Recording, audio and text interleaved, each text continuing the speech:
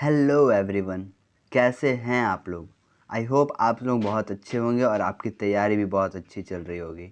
All the best for your preparation.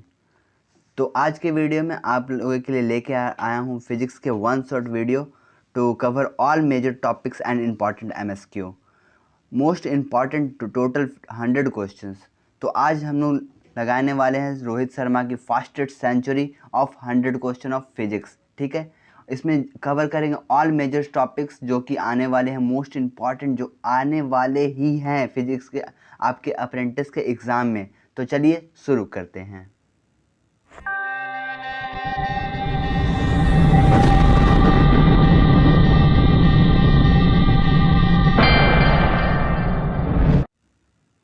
तो चलिए देखते हैं पहला क्वेश्चन क्या है।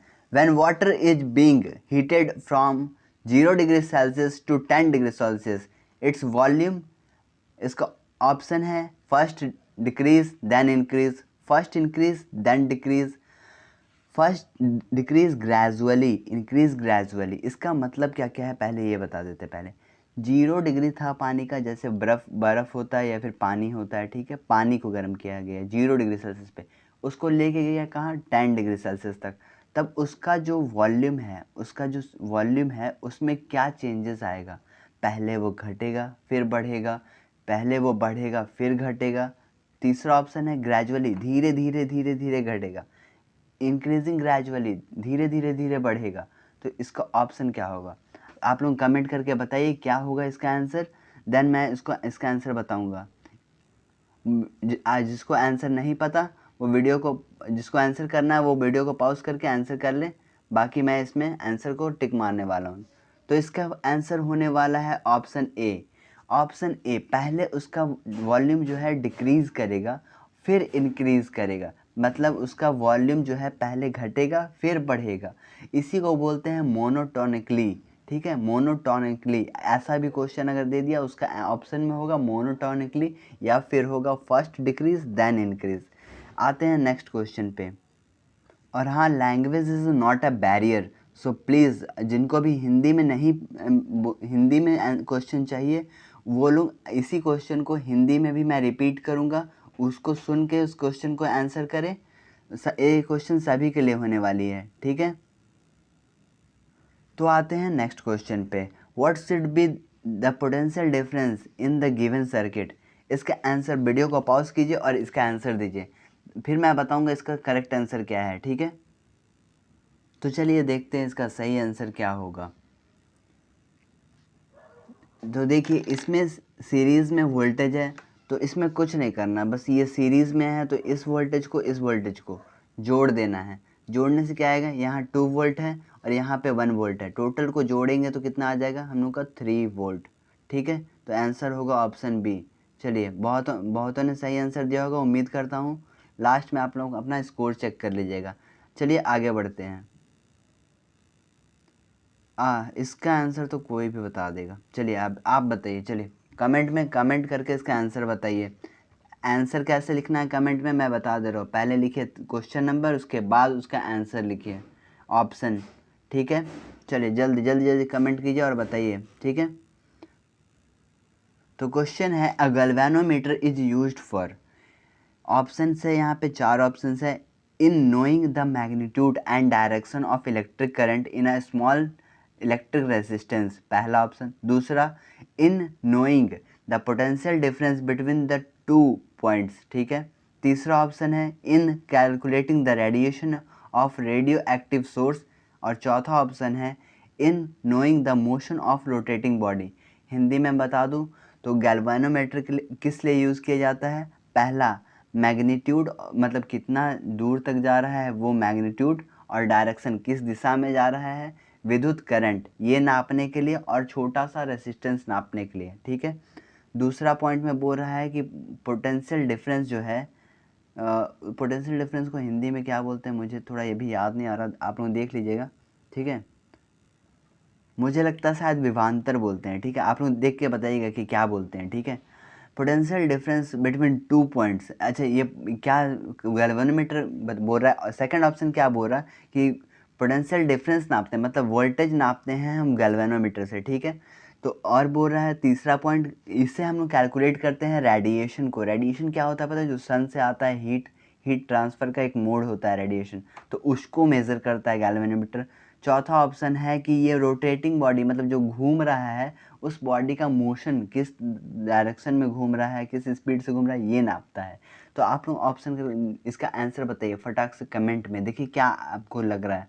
ठीक है, आप सभी ने पढ़ा होगा, इसका आंसर तो पता ही है।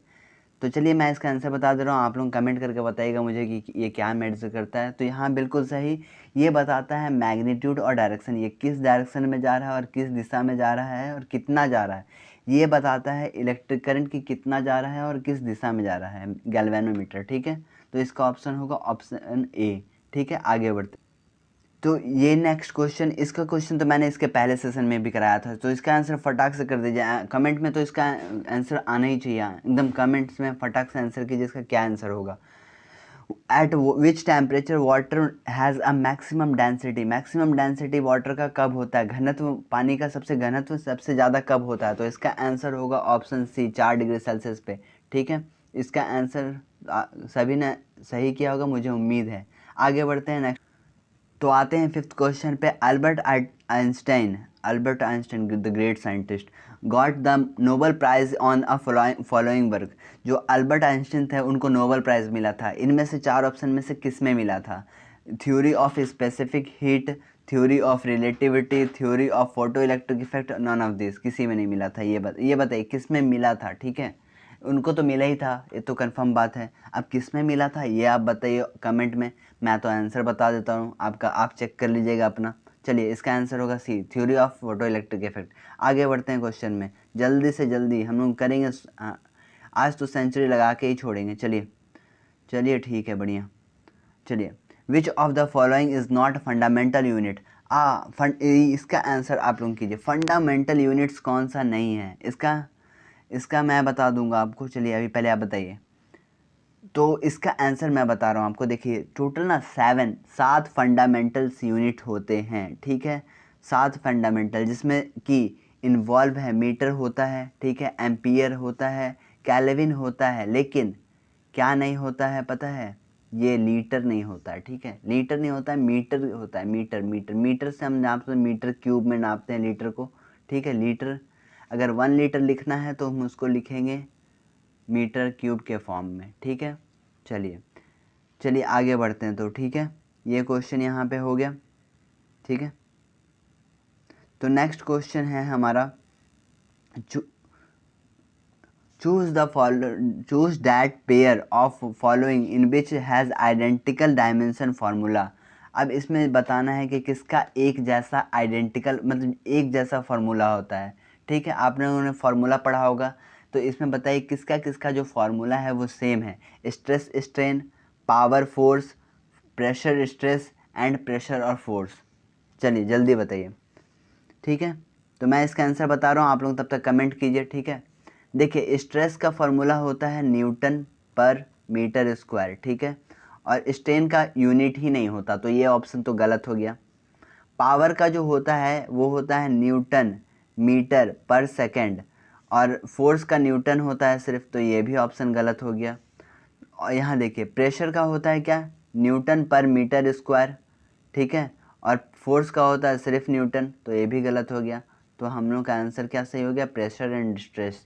समझ गए, प्रेशर और स्ट्रेस का फॉर्मूला सेम होता है। ठीक है, चलिए आगे बढ़ते हैं, यानी ऑप्शन होगा बी ऑप्शन होगा। चलिए आगे बढ़ते हैं। ठीक है, चलिए बढ़ते हैं नेक्स्ट क्वेश्चन की तरफ। Light year is the unit of, ये बताइए ये किसका आंसर होगा? मतलब लाइट ईयर से हम लोग क्या नापते हैं, क्या मेज़र करते हैं? मास को, यानी भार कितना है, द्रव्यमान बोलते हैं उसको। टाइम को नापते हैं कि टाइम कितना हो रहा है। डिस्टेंस को नापते हैं, दूरी को। एनर्जी या फिर ऊर्जा को। जल्दी इसका आंसर बताइए, मैं बता रहा हूँ। इसका आंसर जो होगा वो होगा डिस्टेंस। हम लोग नापते हैं कि एक साल, एक लाइट ईयर कैलकुलेट करते हैं और उससे मेज़र करते हैं डिस्टेंस को। ऐसा क्यों करते हैं? क्योंकि स्पेस बहुत दूर तक फैला हुआ है, इसको नापने के लिए कुछ बड़ा यूनिट चाहिए। उसको किलोमीटर में नापेंगे तो करोड़ों ऐसे ही पार हो जाएगा, इसलिए हम उसको मेज़र करते हैं लाइट ईयर के फॉर्म में। ठीक है, डिस्टेंस को मेज़र करते हैं लाइट ईयर के फॉर्म में। चलिए आगे बढ़ते हैं। ठीक है, 1 light year is equivalent to, एक लाइट ईयर जो है वो इक्विवेलेंट किसके हैं? तो इसका ऑप्शन मैंने इसके पहले वीडियो में बताया था, क्योंकि ये बहुत इंपॉर्टेंट क्वेश्चन है, इसलिए बार बार आ रहा है। आप लोग इसको ध्यान से देखिएगा, ऑप्शन सी इसका करेक्ट आंसर है। आगे बढ़ते हैं जल्दी से। चलिए आगे बढ़ते हैं। अब हम लोग का 10वां क्वेश्चन, ठीक है। Which of the following pair has identical dimensions. इसमें किसका जो है, इसमें कौन सा ऐसा पेयर है जिसका आइडेंटिकल डायमेंशन है, मतलब वो एक ही तरह का दिखता है, एक ही तरह का होता है, ठीक है। तो इसका ऑप्शन है work and power, movement and impulse, stress and strain, density and relative density. तो इसका कुछ पार्ट 10th में पढ़ना है, लेकिन मेजर पार्ट जो पढ़ना है बहुत ज़्यादा, वो 11th में पढ़ना है। तो इसका आंसर जो होगा वो होगा, क्या होगा, वो होगा मूवमेंट एंड इम्पल्स। आप लोगों को मूवमेंट तो पढ़ना है। इन दोनों का जो डायमेंशन होता है, जैसे कि उसका MLT के फॉर्म में निकालते हैं, वो आप लोग पढ़ेंगे आगे हायर स्टडी में, ठीक है। तो उसको हम लोग करेंगे आगे। तो इसका आंसर होगा बी, ठीक है। आगे बढ़ते हैं क्वेश्चन में।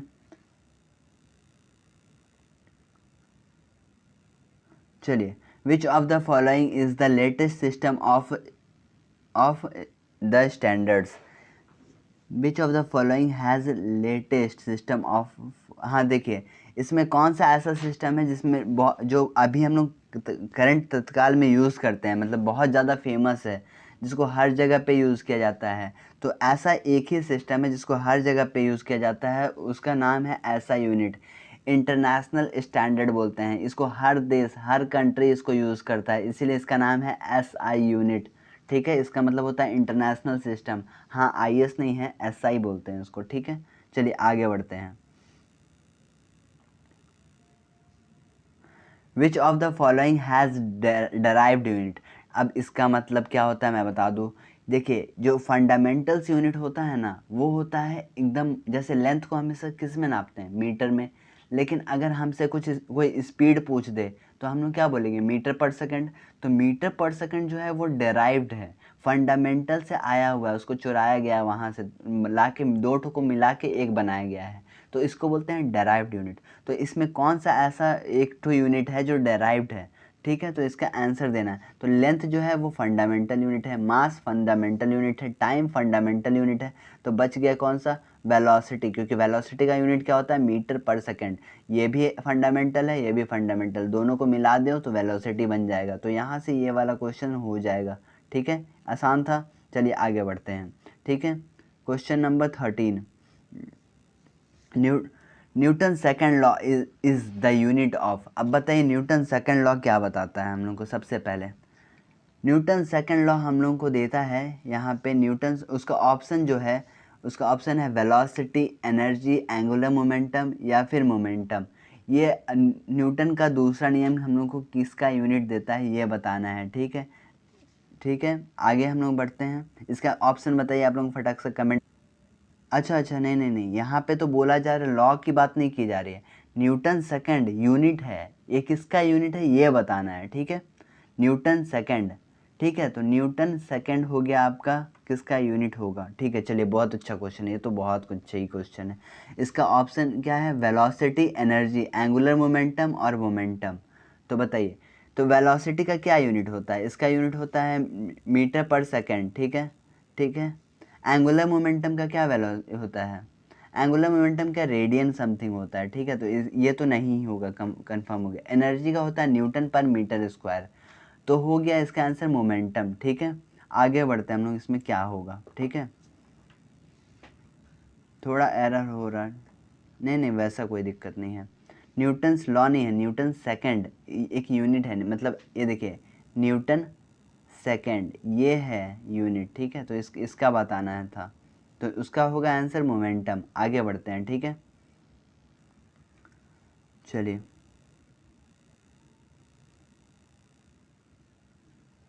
पेन उठाइए और इसको सॉल्व कीजिए, बताइए क्या होगा इसका आंसर।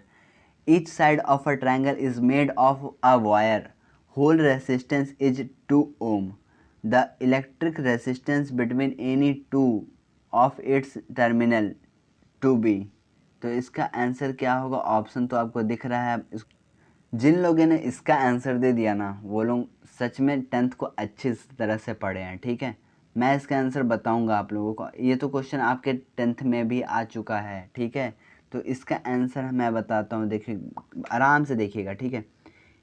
इस वाले को और इस वाले को ध्यान से देखिए, ये दोनों ना सीरीज़ में हैं, तो सीरीज़ में है तो इन दोनों को पहले जोड़ दीजिए तो कितना आएगा, तो इसका आंसर आएगा 4 ओम, ठीक है। और नीचे में पहले से 2 ओम है, तो कुछ सर्किट आपको कुछ ऐसा दिख रहा है क्या, ये 4 ओम का है, ये 4 ओम का है और नीचे 2 ओम बैठा है, तो इसका इक्वेशन क्या होगा, 1/R is equal to 1/4 plus 1/2, ठीक है। इसको सॉल्व करेंगे तो क्या आएगा, 3/4 आएगा, सही है, 3/4 ओम। लेकिन यहाँ पे क्या था, 1/R, तो R इज इक्वल टू क्या हो जाएगा, R इज इक्वल टू हो जाएगा 4/3, सही है, सही है ना। चलिए, तो इसका ऑप्शन क्या हो गया, ऑप्शन हो गया इसका डी। बहुत बच्चों ने सही आंसर बनाया होगा, उम्मीद करता हूँ। हाँ, तो सब बच्चे तेज ही हैं हमारे, तो सारे बनेंगे ही। चलिए ठीक है, आगे बढ़ते हैं। नेक्स्ट क्वेश्चन है 15 number question, velocity of light decrease in following order in diamond glass water. ये क्वेश्चन को बहुत ध्यान से पढ़िएगा, ठीक है। ये क्वेश्चन को बहुत घुमाया है, आपका आप आंसर जानते हो मुझे पता है, लेकिन फिर भी आपका गलत हो जाएगा, ऐसा क्वेश्चन है ये। यही क्वेश्चन डिसाइड करता है कि आपका एग्ज़ाम में क्या रैंक आने वाला है।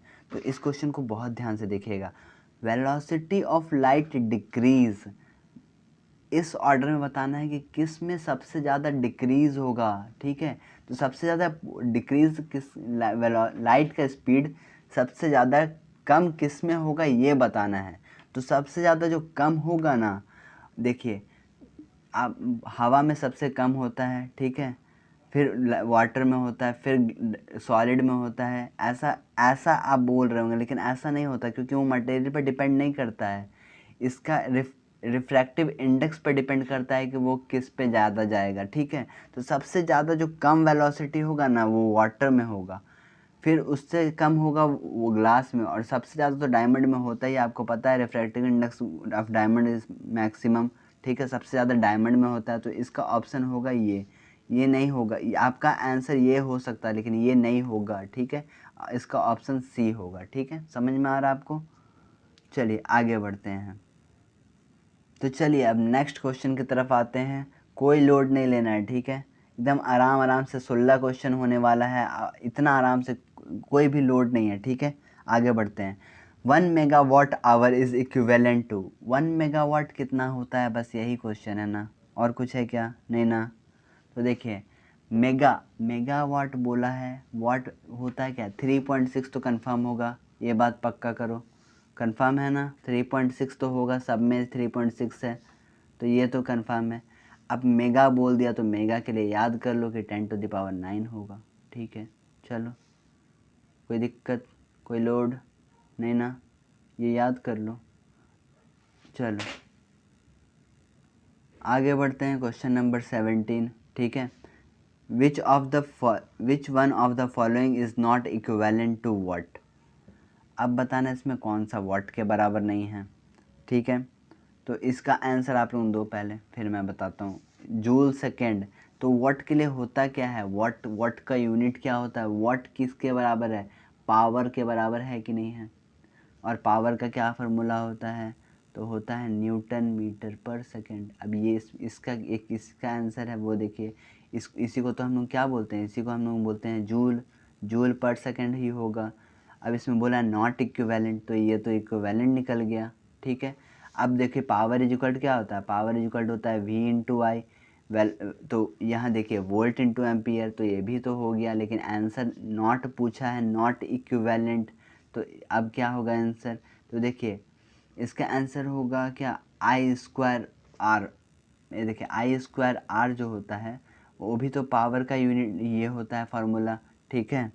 तो इसका आंसर होगा वोल्ट एम्पियर बाय वोल्ट, मतलब समझे, बी ऑप्शन होगा। मैंने आपको सब निकाल के दिखा दिया कि किसका क्या होगा, ठीक है।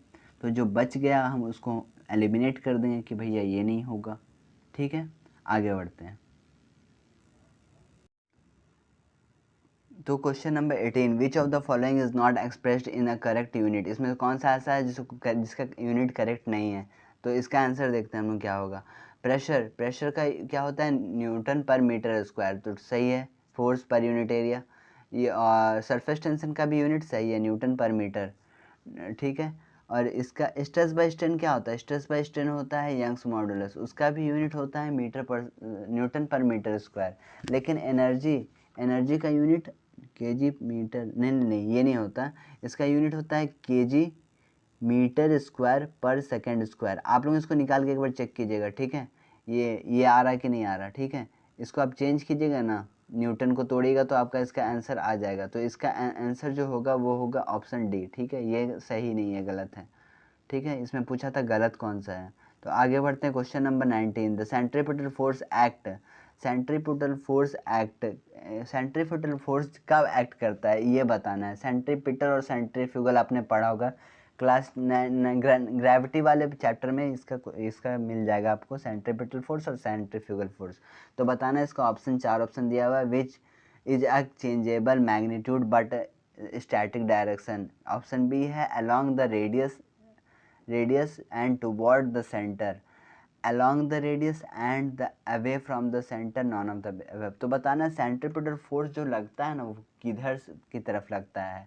तो देखिए सेंट्रीपिटल फोर्स बोला है ना, तो पिटल फोर्स जो होता है ना वो अंदर की तरफ लगता है, बाहर से अंदर की तरफ लगता है, ठीक है। तो टुवर्ड द रेडियस होगा उसका answer, along the radius toward the centre. तो इसका ऑप्शन हो जो होगा वो क्या होगा? इसका आंसर होगा ऑप्शन बी। चलिए आगे बढ़ते हैं, ठीक है। आप लोग अपना आंसर चेक करते जाइएगा, क्या है किसका सही हो रहा है, गलत हो रहा है, क्या हो रहा है। जो नहीं हो रहा है उसको आप सही कीजिएगा, ठीक है। ये सारे क्वेश्चन इंपॉर्टेंट है, आपके अप्रेंटिस में आने वाले हैं, ठीक है। जो कुछ क्वेश्चन नहीं समझ में आएगा उसको थोड़ा कोशिश कीजिएगा कि रट लें, ठीक है, क्योंकि हर चीज़ समझना अभी उतना टाइम है नहीं कि हर चीज़ को समझेंगे, ठीक है। तो आगे बढ़ते हैं।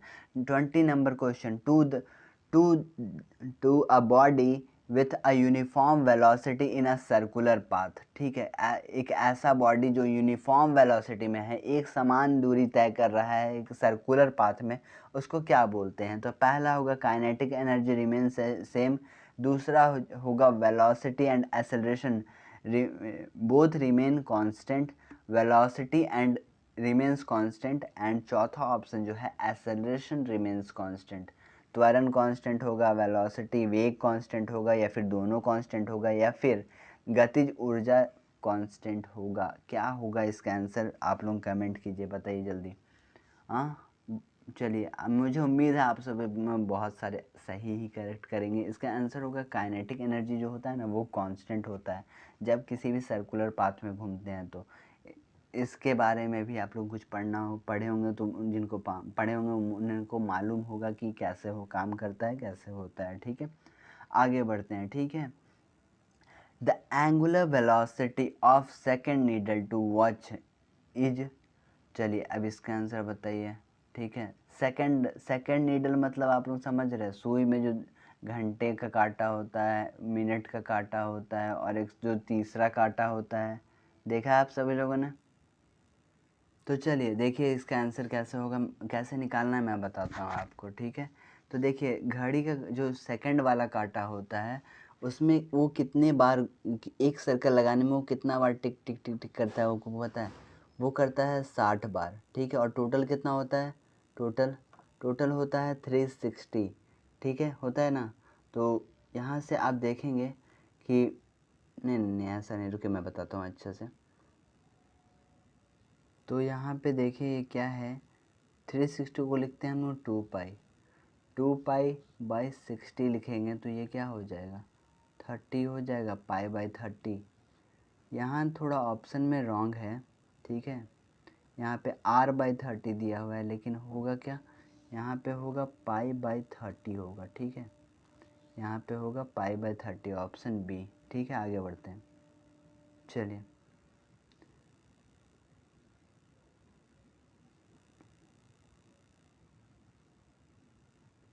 If a pendulum be hung on the pot full of liquid, then एक पेंडुलम है जिसको लटकाया हुआ है, ठीक है। उसके नीचे में जो क्या है, पॉट, जिसमें कि फ्लूइड भरा हुआ है। तो क्या होगा उसमें, the pendulum would be in motion as before, जैसा पेंडुलम मूव कर रहा था पहले वैसे ही अभी भी मूव करेगा। फिर क्या बोला गया, the pendulum would be stop after some time, मतलब पेंडुलम कुछ देर के बाद रुक जाएगा ऐसा बोल रहा। तीसरा क्या बोल रहा, the pendulum would B oscillate after a long time, जो पेंडुलम है वो आगे पीछे होते रहेगा बहुत देर तक, या फिर कुछ भी नहीं। तो देखिए पेंडुलम में आप कुछ भी रख दीजिए, ठीक है, मेरा मतलब कुछ भी रख दीजिए, उसका जो जो जो है ना मोशन, उसमें कोई चेंज नहीं आएगा, लेकिन वो कुछ ना कुछ टाइम के बाद रुक जाएगा। क्यों? क्योंकि उसमें ड्रैग फोर्स लगता है, वो रेसिस्टेंस फोर्स हवा का लगता है, जिसके कारण वो कुछ समय के बाद रुक जाएगा। ठीक है, तो देखिए ये होगा ऑप्शन। ठीक है, the pendulum would be stop after some time. ठीक है, ऐसा नहीं होगा कि वो पहले जैसा मूव कर रहा था वैसे ही मूव करेगा, तो ऑप्शन ए नहीं होगा, ऑप्शन ये होगा। स्टॉप, हवा का रेसिस्टेंस के कारण वो कुछ समय के बाद रुक जाएगा। ठीक है, चलिए आगे बढ़ते हैं। ठीक है,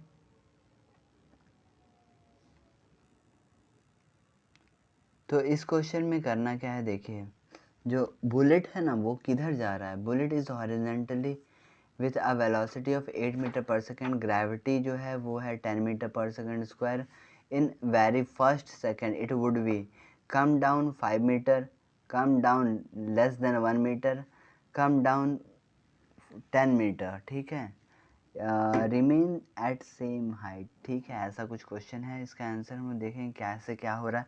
देखिए तो ये बोल कम डाउन, मतलब ये नीचे की तरफ, ये हाइट की बात कर रहा है। ठीक है, तो जब हाइट की बात कर रहा है तो एस का फॉर्मूला हम पढ़े हैं क्या, कि U T plus U T minus G T square. ठीक है, जी टी स्क्वायर। ठीक है, तो ये क्या होता है, u जो है, जो गन फायर हो रहा, तो u तो जीरो हो गया ना, तो ये बचा क्या, माइनस जी टी स्क्वायर। तो यहाँ टाइम कितना के लिए पूछ रहा, 1 सेकंड के लिए पूछ रहा, तो ये 1 का स्क्वायर हो गया, और g का वैल्यू कितना होता है, 10 दिया हुआ है। ठीक है, तो U T plus half A T square होता है, हाफ जी टी स्क्वायर होता है ना, सॉरी हाफ, तो ये 10/2 हो गया माइनस, तो -5 के आसपास होगा। ठीक है, तो यहाँ पे जो 5 नहीं है, तो ये ऑप्शन ए होगा। ठीक है, ए। चलिए आगे बढ़ते हैं। ठीक है,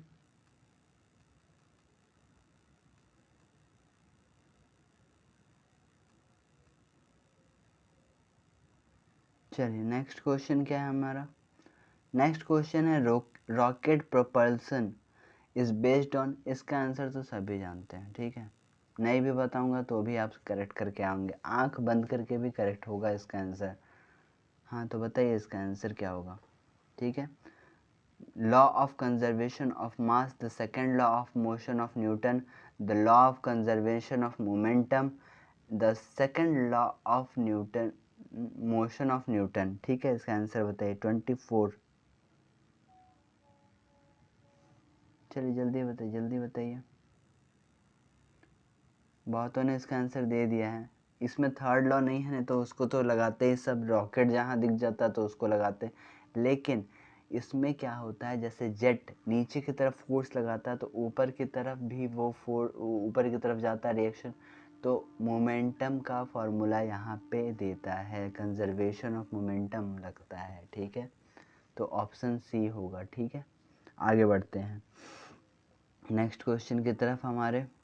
क्या है, a boy is sitting on the upper berth of train, मतलब ट्रेन का सबसे ऊपर वाला जो सीट होता है उसमें बैठा। ठीक है, upper berth, which is about to stop at station, the boy drop an apple from the top and its hand on the younger bird sitting just down to him, the apple will drop। अच्छा, ये question जो है ना inertia का question है, कि अगर कोई ऊपर में बैठा हुआ है वो नीचे में गिरा है। ठीक है, नीचे में गिरा है, ट्रेन के सबसे टॉप पे बैठा हुआ है और ट्रेन स्टॉप हुआ, तो अगर वो उसको गिराए तो वो जो एप्पल है वो वो कहाँ गिरेगा, ये पूछा गया है। ठीक है, away away from the hand of his brother in direction of train, away from the hand and its direction opposite to the train, exactly at brother's hand, none of the above। तो इसका answer आप comment कीजिए, लेकिन मैं answer इसका बता देता हूँ कि क्या होगा। तो इसका जो आंसर होगा ना, जैसे वो ट्रेन जिस डायरेक्शन में जा रहा है ना, उसी डायरेक्शन में गिरने का चांसेस है। तो देखिए क्या होगा, क्योंकि यहाँ पे ना इनर्शिया काम करेगा, क्योंकि वो ट्रेन जो है वो स्टॉप हो गया है।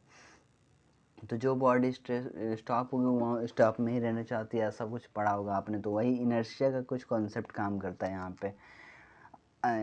अगर आपने पढ़ा है तो आपको पता होगा। अभी एकदम एग्जैक्ट मोमेंट पे आपको पूरा मैं पढ़ा नहीं सकता कि कैसे क्या होता है, लेकिन मैं बता रहा हूँ थोड़ा सा डायरेक्शन। जैसे बेडशीट पे क्या होता है, पार्टिकल्स होते हैं, डस्ट होता है। अगर हम उसको तो झटके से हटाएंगे तो वो जो रेस्ट पार्टिकल है वो रेस्ट में ही रहना चाहेंगे, बाकी बेडशीट तो पूरा मोशन में ही आना चाहेगा, क्योंकि हमने उसे मोशन में लाने की कोशिश की है। ठीक है, तो यहाँ पे भी यही होगा। उसका जो एप्पल जो है ना, वो उसका हाथ से दूर गिर जाएगा। ठीक है, और किधर गिरेगा, जिस डायरेक्शन में ट्रेन है उसी डायरेक्शन में गिरेगा। चलिए, इसका आंसर होगा ए। तो आज के लिए इतना ही रहने देते हैं, करेंगे नेक्स्ट सेशन में इसको कंटिन्यू, पूरा 100 क्वेश्चन कंप्लीट करेंगे। तब तक इस चैनल को सब्सक्राइब कीजिए, लाइक कीजिए, कमेंट कीजिए और बताइए कि आपको कहाँ समझ में नहीं आ रहा। और इस वीडियो को उस दोस्त के साथ भी शेयर कीजिए जो अप्रेंटिस में अपीयर होने वाले हैं, और जिनको लगता है कि वो इस कर सकते हैं कुछ। और अगर आपको इसके रिगार्डिंग कोई प्रॉब्लम आ रहा है, आप कमेंट कीजिए, मैं आपको कमेंट को रिप्लाई दूंगा, आंसर करूंगा। मिलते हैं नेक्स्ट वीडियो में। Bye bye.